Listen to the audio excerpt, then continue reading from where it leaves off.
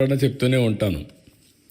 కానీ దాన్ని అందిపుచ్చుకొని మీరు ఇన్ని దేశాలకు పోతే ఫస్ట్ టైం నేను జైల్లో ఉన్నప్పుడు ఎక్కడెక్కడి నుంచో మీరు డెమాన్స్ట్రేషన్లు చేస్తూ ఉంటే ఇన్ని దేశాల్లో తెలుగు వాళ్ళు ఉన్నారా అని నాకే ఆశ్చర్యం కలిగే పరిస్థితి వచ్చింది. అది 1-2 రోజులు చేయాలా మీరు? నేను జైల్లో ఉన్న 53 రోజులు నిరంతరం మీరు ఉద్యమాలు చేశారు. దీనికి నా జీవితాంతం నేను అనుకున్నాను. కొంతమంది చనిపోయినా గుర్తుంటారు, కానీ నేను బ్రతుకున్నగానే గుర్తుపెట్టుకున్నారంటే నా జీవితంలో మర్చిపోలేను. అక్కడి నుంచి ఎన్నికలు వచ్చాయి. ఎన్నికల్లో కూడా చాలా సమర్థవంతంగా మేము ఆలోచించాం. రాష్ట్ర భవిష్యత్తు ఒక పక్క, రాజకీయాల్లో ఉండదగ్గ వ్యక్తి కాని వ్యక్తి ఆ రాష్ట్రంలో ముఖ్యమంత్రిగా ఉంటే ఏం జరిగిందో మనం చూసాం. అందుకని అందరం కలవాలనుకున్నాం. తెలుగుదేశం, జనసేన, బీజేపీ 3 పార్టీలు కలిసి పోటీ చేశాం. పోటీ చేస్తే నాకే ఆశ్చర్యం వేస్తుంది. ప్రపంచంలో ఎక్కడెక్కడి నుంచో వచ్చారు మీరు, నెలల తరబడి అక్కడే ఉన్నారు. ఒక్కొక్కరు మీకు ఎంత శక్తి ఉంటే అంత డబ్బులు ఖర్చు పెట్టి ఎన్నికల్లో గెలిపించారంటే ఇది మా జీవితంలో ఎప్పుడూ మర్చిపోలేని సంఘటన. ఇది అప్పుడప్పుడు చరిత్రలో అనుకుంటాం, కానీ ఇంత స్ఫూర్తిదాయకమైనటువంటి జాతి ఉండడం, నేను ఆ జాతిలో పుట్టడం నా అదృష్టంగా భావిస్తున్నా. అందుకే మళ్ళీ చెప్తున్నా, మళ్ళీ జన్మ అనేది ఉంటే మళ్ళా తెలుగు జాతిలోనే పుట్టాలని చెప్పి భగవంతుని కోరుకుంటున్నా. ఇంకొక విషయం మీరు చూస్తే,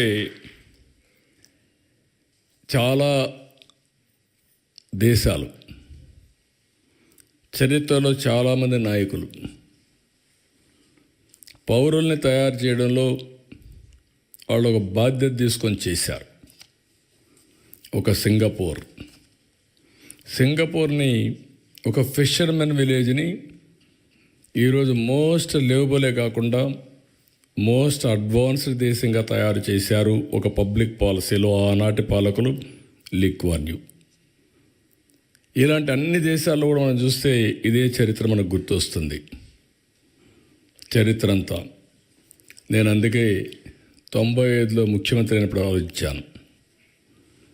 మన రాష్ట్రం అంతా ఆంధ్రప్రదేశ్ అంటే వ్యవసాయం, అక్కడికక్కడే వ్యవసాయం చేసుకుంటూ అదే పనుల్లో ఉండేవాళ్ళం. మీరు గుర్తుపెట్టుకోవాల్సింది, మీలో కూడా ఎందుకు నేను మాట్లాడుతున్నానంటే, ఎప్పటికప్పుడు మీలో కూడా ఒక ఆలోచన విధానం రావాలి, చైతన్యవంతులు కావాలని చెప్తున్నాను.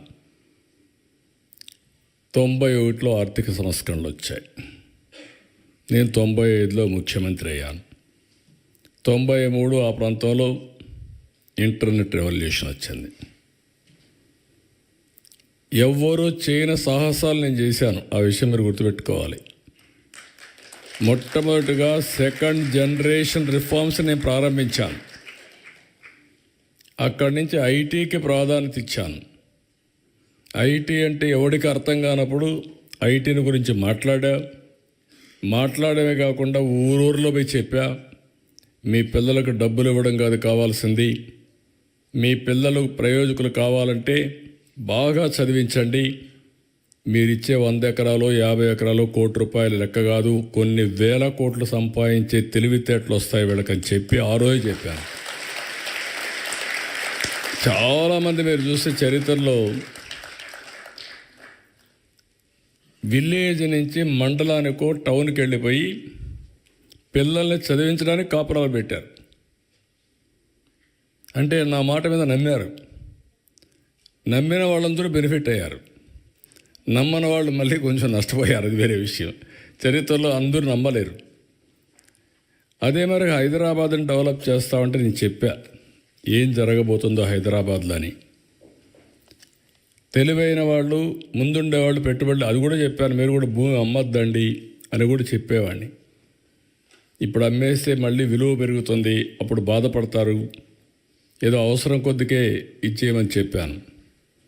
ఈరోజు హైదరాబాద్ వల్ల తెలంగాణ రాష్ట్రానికి దేశంలో నెంబర్ 1 పర్ క్యాపిటా ఇన్కమ్ వచ్చిందంటే ఆ రోజు నేను వేసిన ఫౌండేషనే దానికి కారణం. నేను ఎవ్రీడే మీకు చెప్పేవాడిని. ఫస్ట్ డేస్లో బిగినింగ్లో మీరంతా కూడా ఉద్యోగాలు చేస్తూ ఉంటే అప్పుడంతా కూడా పెద్ద ఉద్యోగాలు లేవు, మీరు గుర్తుపెట్టుకోవాలి.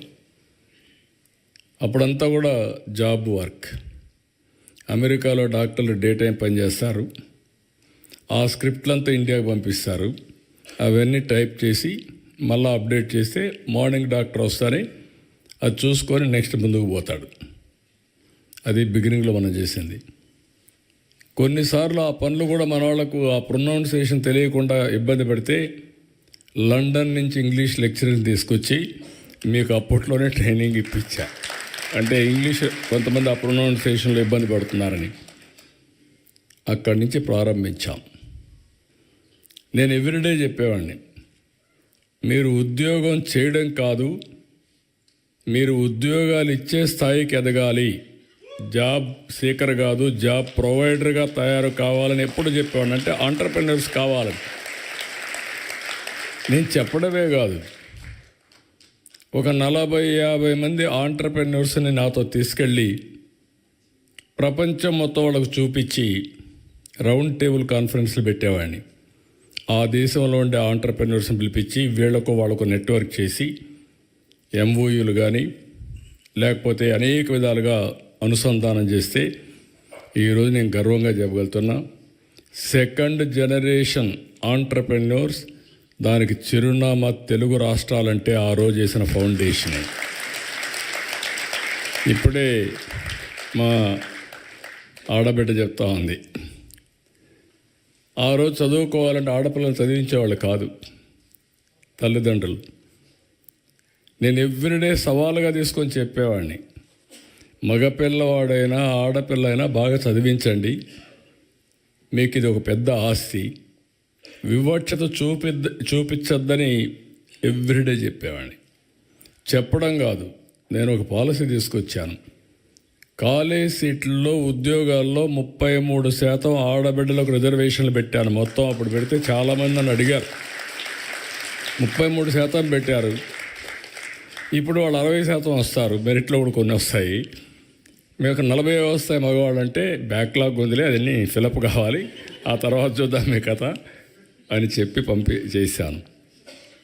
అదే మాదిరిగా రాత్రుల్లో కూడా ఆడబిడ్డలు పనిచేయగలుగుతారని నిరూపించి ఐటీ దీనికి 24/7 కింద పెట్టి ప్రత్యేకంగా సెక్యూరిటీ కూడా పెట్టి మీకు పని చేయించాం. ఇప్పుడు ఏ ఐటీ కంపెనీకి పోయినా నేను అప్పుడప్పుడు కంపేర్ చేస్తూ ఉంటాను, మీలో కూడా ఉంటారు.